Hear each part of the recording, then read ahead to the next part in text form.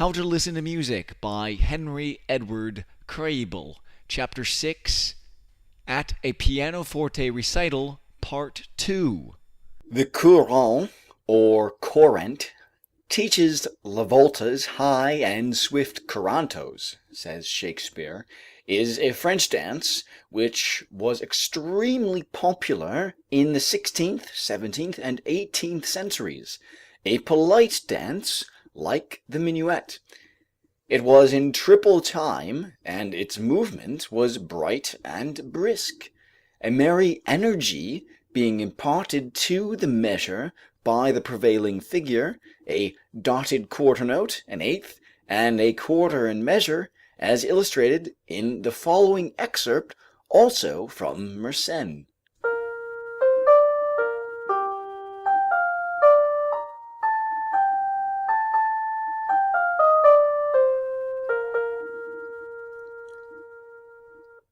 The suite composers varied the movement greatly, however, and the Italian corrent consists chiefly of rapid running passages. The saraband was also in triple time, but its movement was slow and stately. In Spain, whence it was derived, it was sung to the accompaniment of castanets, a fact which in itself suffices to indicate that it was originally of a lively character and took on its solemnity in the hands of the later composers. Handel found the saraband a peculiarly admirable vehicle for his inspirations, and one of the finest examples extant figures in the triumphal music of his Almira, composed in 1704.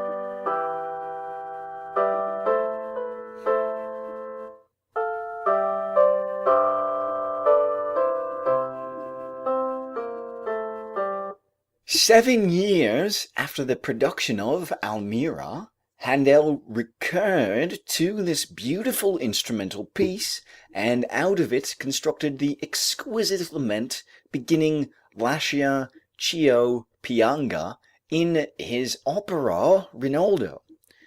Great Britain's contribution to the suite was the final gig, which is our jolly and familiar friend the jig, and in all probability is Celtic in origin. It is, as everybody knows, a rollicking measure in 6-8, 12-8, or 4-4 time, with 12 triplet quavers in the measure, and needs no description. It remained a favorite with composers until far into the 18th century. Shakespeare proclaims its exuberant lustiness when he makes Sir Toby Belch protest that had he Sir Andrew's gifts, his very walk should be a jig. Of the other dances incorporated into the suite, two are deserving of special mention because of their influence on the music of today: the minuet, which is the parent of the symphonic scherzo, and the gavotte, whose fascinating movement is frequently heard in latter-day operettas. The minuet is a French dance, and came from Poitou. Louis XIV danced it to Lully's music for the first time at Versailles in 1653, and it soon became the most popular of court and society dances, holding its own down to the beginning of the 19th century. It was long called the Queen of Dances, and there is no one who has grieved to see the departure of gallantry and grace from our ballrooms, but will wish to see her gracious majesty restored to her throne. The music of the minuet is in 3-4 time, and of stately movement. The gavotte is a lively dance measure in common time, beginning, as a rule, on the third beat. Its origin has been traced to the mountain people of the Dauphine called gavottes, whence its name. The transference of this music to the modern pianoforte has effected a vast change in the manner of its performance. In the period under consideration, emotionality, which is considered the loftiest attribute of pianoforte playing today, was lacking, except in the case of such masters of the clavichord as the great Bach and his son, Carl Philipp Emanuel, who inherited his father's preference for that instrument over the harpsichord and pianoforte. Tastefulness in the giving out of the melody, distinctness of enunciation, correctness of phrasing, nimbleness and lightness of finger summed up practically all that there was in virtuosoship. Intellectuality and digital skill were the essential factors. Beauty of tone, through which feeling and temperament speak now, was the product of the maker of the instrument, except again in the case of the clavichord, in which it may have been largely the creation of the player. It is therefore not surprising that the first revolution in technique of which we hear was accomplished by Bach, who, the better to bring out the characteristics of his polyphonic style, made use of the thumb, till then considered almost a useless member of the hand in playing, and bent his fingers so that their movements might be more unconstrained. On the varieties of touch which play such a role in pianoforte pedagogics today, nothing was known. Only on the clavichord as a blow delivered directly against the string, and, as has already been said, only on that instrument was the dynamic shading regulated by the touch. Practically, the same touch was used on the organ and the stringed instruments with keyboard. When we find written praise of the old players, it always goes to the fluency and lightness of their fingering. Handel was greatly esteemed as a harpsichord player, and seems to have invented a position of the hand like Bach's, or to have copied it from that master. Forkel tells us the movement of Bach's fingers was so slight as to be scarcely noticeable. The position of his hands remained unchanged throughout, and the rest of his body motionless. Speaking of Handel's harpsichord playing, Burney says that his fingers seemed to grow to the keys. They were so curved and compact when he played that no motion, and scarcely the fingers themselves, could be discovered. Scarlatti's significance lies chiefly in an extension of the technique of his time so as to give greater individuality to the instrument. He indulged freely in brilliant passages and figures which sometimes call for a crossing of the hands. Also, in leaps of over an octave, repetition of a note by different fingers, broken chords in contrary motion, and other devices which prefigure modern pianoforte music. That Scarlatti also pointed the way to the modern sonata I have already said. The history of the sonata, as the term is now understood, ends with Beethoven. Many sonatas have been written since the last one of that great master, but not a word has been added to his proclamation. He stands, therefore, as a perfect exemplar of the second period in the scheme which we have adopted for the study of pianoforte music and playing. In a general way, a sonata may be described as a composition of four movements, contrasted in mood, tempo, sentiment, and character, but connected by that spiritual bond of which mention was made in our study of the symphony. In short, a sonata is a symphony for a solo instrument. When it came into being, it was little else than a convenient formula for the expression of musical beauty. Haydn, who perfected it on its formal side, left it that and nothing more. Mozart poured the vessel full of beauty, but Beethoven breathed the breath of new life into it. An old writer tells us of Haydn that he was wont to say that the whole art of composing consisted in taking up a subject and pursuing it. Having invented his theme, he would begin by choosing the keys through which he wished to make it pass.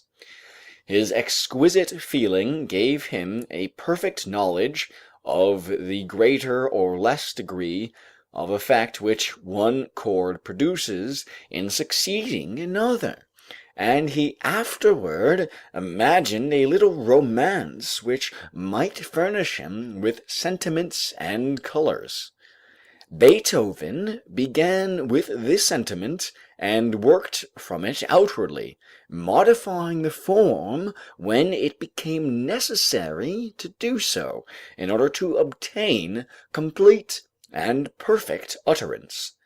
He made spirit rise superior to matter.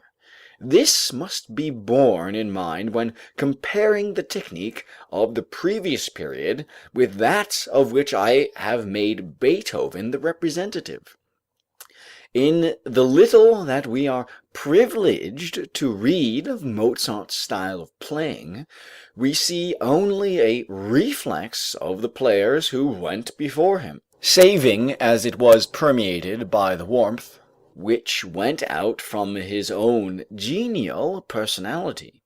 His manipulation of the keys had the quietness and smoothness that were praised in Bach and Handel. Delicacy and taste, says Kullak, with his lifting of the entire technique to the spiritual aspiration of the idea, elevate him as a virtuoso to a height unanimously conceded by the public, by connoisseurs, and by artists capable of judging. Clementi declared that he had never heard anyone play so soulfully and charmfully as Mozart. Dittersdorf finds art and taste combined in his playing. Haydn asseverated with tears that Mozart's playing he could never forget, for it touched the heart.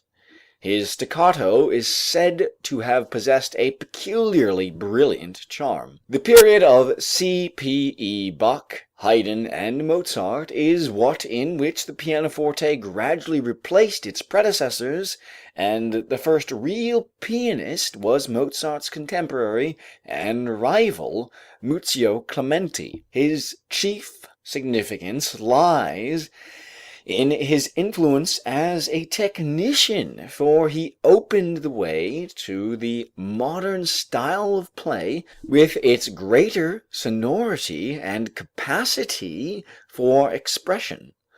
Under him, passage playing became an entirely new thing.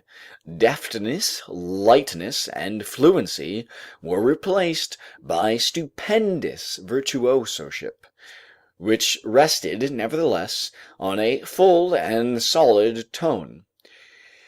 He is said to have been able to trill in octaves with one hand. He was necessary for the adequate interpretation of Beethoven, whose music is likely to be best understood by those who know that he, too, was a superb pianoforte player, fully up to the requirements which his last sonatas make upon technical skill, as well as intellectual and emotional gifts. Czerny, who was a pupil of Beethoven, has preserved a fuller account of that great composer's art as a player than we have of any of his predecessors. He describes his technique as tremendous, better than that of any virtuoso of his day.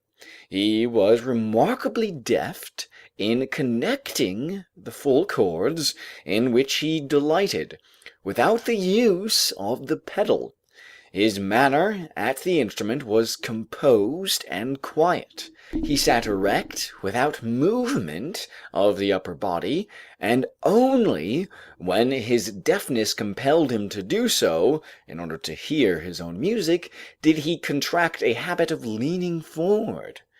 With an evident appreciation of the necessities of old-time music, he had a great admiration for clean fingering, especially in fugue playing, and he objected to the use of Kramer's studies in the instruction of his nephew by Czerny, because they led to what he called a sticky style of play, and failed to bring out crisp staccatos and a light touch. But it was upon expression that he insisted most of all when he taught. More than anyone else, it was Beethoven who brought music back to the purpose which it had in its first rude state, when it sprang unvolitionally from the heart and lips of primitive man. It became again a vehicle for the feelings.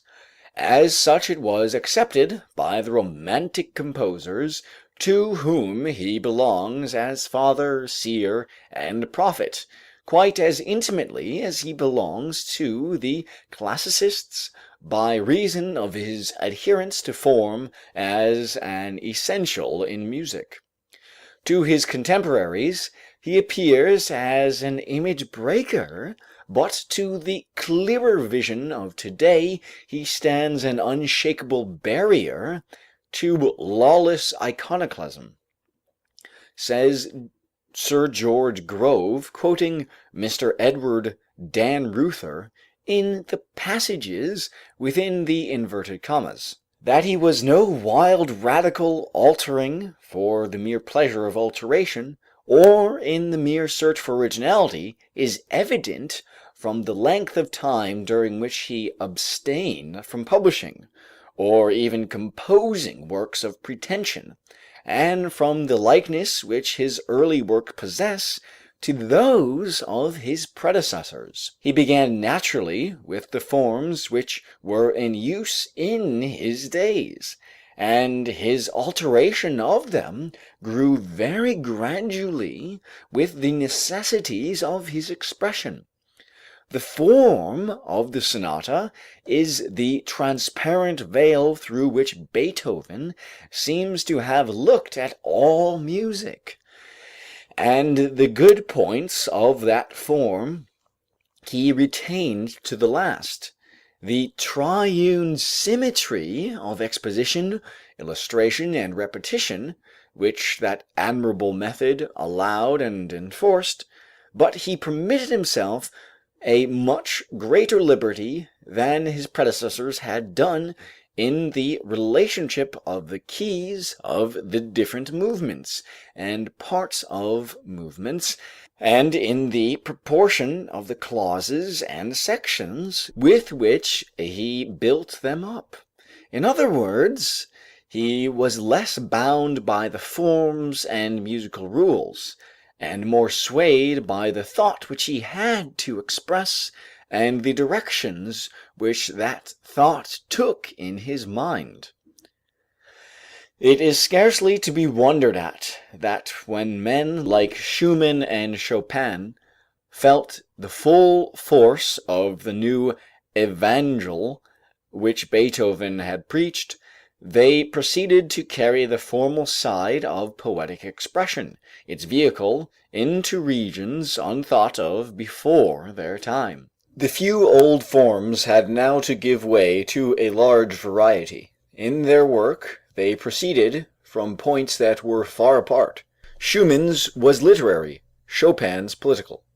In one respect, the list of their pieces, which appear most frequently on recital programs, seem to hark back to the suites of 2 centuries ago.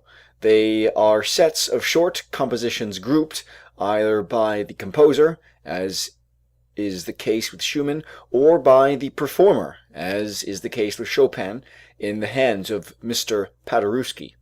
Such fantastic musical miniatures as Schumann's Carnival and Papillons are eminently characteristic of the composer's intellectual and emotional nature, which in his university days had fallen under the spell of literary romanticism. While ostensibly studying jurisprudence at Heidelberg, Schumann devoted 7 hours a day to the pianoforte and several to Jean-Paul. It was this writer who molded not only Schumann's literary style in his early years, but also gave the bent which his creative activity in music took at the outset. To say little, but vaguely hint at much, was the rule which he adopted. To remain sensuous in expression, but give the freest and most daring flight to his imagination, and spurn the conventional limitations set by rule and custom, his ambition. Such fanciful and symbolical titles as Flower, Fruit, and Thorn Pieces, Titan, etc., when Jean-Paul adopted for his singular mixtures of tale, rhapsody, philosophy, and satire, were bound to find an imitator in so ardent an apostle as young Schumann, and, therefore, we have such compositions as Papillon, Carnival, Kreisleriana, Fantasiestück, and the rest. Almost always, it may be said, the pieces which make them up were composed under the poetical and emotional impulses derived from literature, then grouped and named. To understand their poetic contents, this must be known. Chopin's fancy, on the other hand, found stimulation in the charm which, for him, lay in the tone of the pianoforte itself, to which he added a new loveliness by his manner of writing, as well as in the rhythms of the popular dances of his country. These dances he not only beautified as the old sweet writers beautified their forms, but he utilized them as vessels which he filled with feeling, not all of which need be accepted as healthy, though much of it is. As to his titles, preludes is purely an arbitrary designation for compositions which are equally indefinite in form and character. Niecks compares them very aptly to a portfolio full of drawings, in all stages of advancement, finished and unfinished, complete and incomplete compositions, sketches, and mere memoranda, all mixed indiscriminately together. So, too, they appear to Schumann. They are sketches, commencements of studies, or, if you will, ruins, single eagle wings, all strangely mixed together. Nevertheless, some of them are marvelous soul pictures. The Etudes are studies intended to develop the technique of the pianoforte in the line of the composer's discoveries. His method of playing extended arpeggios, contrasted rhythms, progressions in thirds and octaves, etc., but still they breathe poetry and sometimes passion. Nocturne is an arbitrary but expressive title for a short composition of a dreamy, contemplative, or even elegiac character. In many of his nocturnes, Chopin is the adored sentimentalist of boarding school misses. There is poppy in them and seductive poison, for which Niecks sensibly prescribes Bach and Beethoven as antidotes. The term ballad has been greatly abused in literature, and in music is intrinsically unmeaning. Chopin's 4 ballades have one feature in common. They are written in triple time, and they are among his finest inspirations. Chopin's dances are conventionalized and do not all speak the idiom of the people who created their forms, but their original characteristics ought to be known. The Polonaise was the stately dance of the Polish nobility, more a march or procession than a dance, full of gravity and courtliness, with an imposing and majestic rhythm in triple time that tends to emphasize the second beat of the measure, frequently syncopating it and accentuating the second half of the first beat.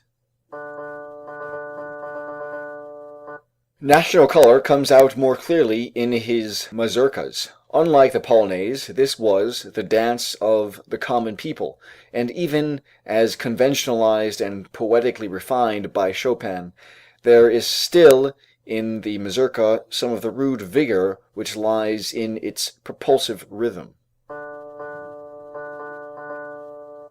Or the Krakowiak, French Krakowian. Mr. Paderewski has a fascinating specimen in his Humoresques de Concert, Opera 14, is a popular dance indigenous to the district of Krakow, whence its name. Its rhythmical elements are these. And in the music of this period, there is noticeable a careful attention on the part of the composers to the peculiarities of the pianoforte. No music, save perhaps that of Liszt, is so idiomatic. Frequently, in Beethoven, the content of the music seems too great for the medium of expression. We feel that the thought would have had better expression had the master used the orchestra instead of the pianoforte. We may well pause a moment to observe the development of the instrument and its technique from then till now. But as condemnation has already been pronounced against excessive admiration of technique for technique's sake, so now I would first utter a warning against our appreciation of the newer charm. Idiomatic of the pianoforte is a good enough phrase and a useful indeed, but there is danger that if abused it may bring something like discredit to the instrument. It would be a pity if music, which contains the loftiest attributes of artistic beauty, should fail of appreciation simply because it had been observed that the pianoforte is not the most convenient, appropriate, or effective vehicle for its publication. A pity for the pianoforte, for therein would lie an exemplification of its imperfection. So, too, it would be a pity if the opinion should gain ground that music, which had been clearly designed to meet the nature of the instrument, was for that reason good pianoforte music, i.e., idiomatic music, irrespective of its content. In Beethoven's day, the pianoforte was still a feeble instrument compared with the grand of today. Its capacities were but beginning to be appreciated. Beethoven had to seek and invent effects which now are known to every amateur. The instrument which the English manufacturer Broadwood presented to him in 1817, had a compass of 6 octaves, and was a whole octave wider in range than Mozart's pianoforte. In 1793, Clementi extended the keyboard to 5½ octaves. 6½ octaves were reached in 1811, and 7 in 1851. Since 1851, 3 notes have been added without material improvement to the instrument. This extension of compass, however, is far from being the most important improvement since the classic period. The growth in power, sonority, and tonal brilliancy has been much more marked, and of it Liszt made striking use. Very significant, too, in their relation to the development of the music were the invention and improvement of the pedals. The shifting pedals was invented by a Vietnamese maker named Stein, who first applied it to an instrument which he named Satin harmonica. Before then, soft efforts were obtained by interposing a bit of felt between the hammers and the strings, as may still be seen in old square pianofortes. The shifting pedal, or soft pedal as it is popularly called, moves the keyboard in action so that the hammer strikes only 1 or 2 of the unison strings, leaving the other to vibrate sympathetically. Beethoven was the first to appreciate the possibilities of this effect. See the slow movement of his concerto in G major and his last sonatas. But after him came Schumann and Chopin, and brought pedal manipulation to perfection, especially that of the damper pedal. This is popularly called the loud pedal, and the vulgarest use to which it can be put is to multiply the volume of tone. It was Chopin who showed its capacity for sustaining a melody and enriching the color effects by releasing the strings from the dampers and utilizing the ethereal sounds which rise from the strings and when they vibrate sympathetically. It is no part of my purpose to indulge in criticism of composers, but something of the kind is made unavoidable by the position assigned to Liszt in our pianoforte recitals. He is relied upon to provide a scintillant close. The pianists, then, even those who are his professed admirers, are responsible if he is set down in our scheme as the exemplar of the technical cult. Technique having its unquestioned value, we are bound to admire the marvelous gifts which enabled Liszt practically to sum up all the possibilities of pianoforte mechanism in its present stage of construction. But we need not look with unalloyed gratitude upon his influence as a composer.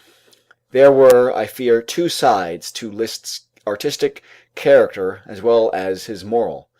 I believe he had in him a touch of charlatanism, as well as a magnificent amount of artistic sincerity, just as he blended a laxity of moral ideas with a profound religious mysticism.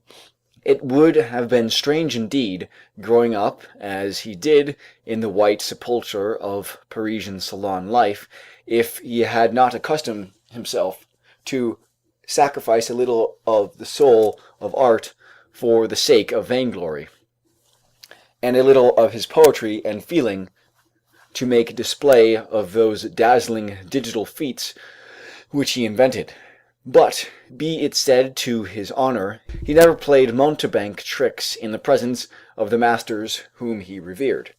It was when he approached the music of Beethoven that he sank all thought of self and rose to a peerless height as an interpreting artist. Liszt's place as a composer of original music has not yet been determined, but as a transcriber of the music of others, the givers of pianoforte recitals keep him always before us. The showy Hungarian rhapsodies, with which the majority of pianoforte recitals end, are, however, more than mere transcriptions.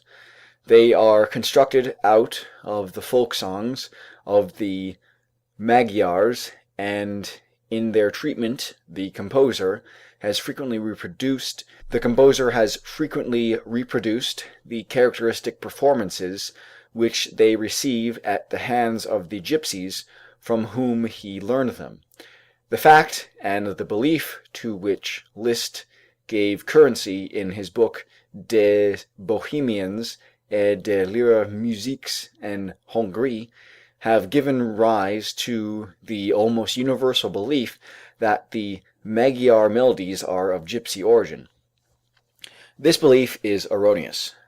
The gypsies have for centuries been the musical practitioners of Hungary, but they are not the composers of the music of the Magyars, though they have put a marked impress not only on the melodies, but also on popular taste.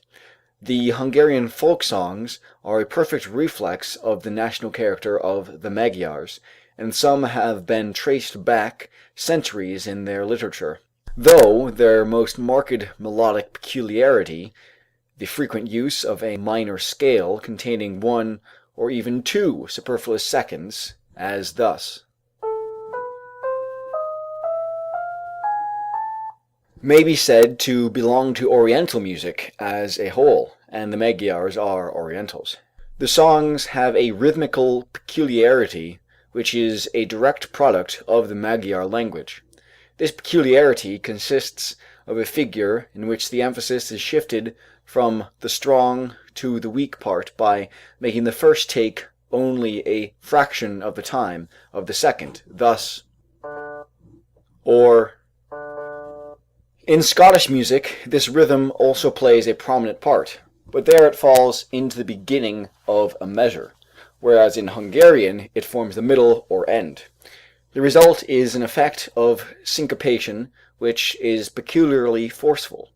There is an indubitable Oriental relic in the profuse embellishments which the gypsies weave around the Hungarian melodies when playing them, but the fact that they thrust the same embellishments upon Spanish and Russian music, in fact upon all the music which they play, indicates plainly enough that the impulse to do so is native to them, and has nothing to do with the national taste of the countries for which they provide music.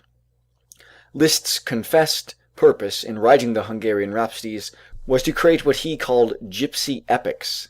He had gathered a large number of the melodies without a definite purpose, and was pondering what to do with them, when it occurred to him that these fragmentary, scattered melodies were the wandering, floating, nebulous part of a great whole, that they fully answered the conditions for the production of an harmonious unity, which would comprehend the very flower of their essential properties, their most unique beauties, and might be united in one homogeneous body, a complete work, its divisions to be so arranged that each song would form at once a whole and a part, which might be severed from the rest and be examined and enjoyed by and for itself, but which would none the less belong to the whole through the close affinity of subject matter, the similarity of its inner nature, and unity in development. The basis of Liszt's Rhapsodies being thus distinctly national, he has in a manner imitated in their character and tempo the dual character of the Hungarian national dance, the Csardas, which consists of two movements, a lassú, or slow movement, followed by a friss. These alternate at the will of the dancer, who gives a sign to the band when he wishes to change from one to the other. End of Chapter 6, Part 2, recording by John Thomas Kooz, John K. Thomas, www.johnkooz.com.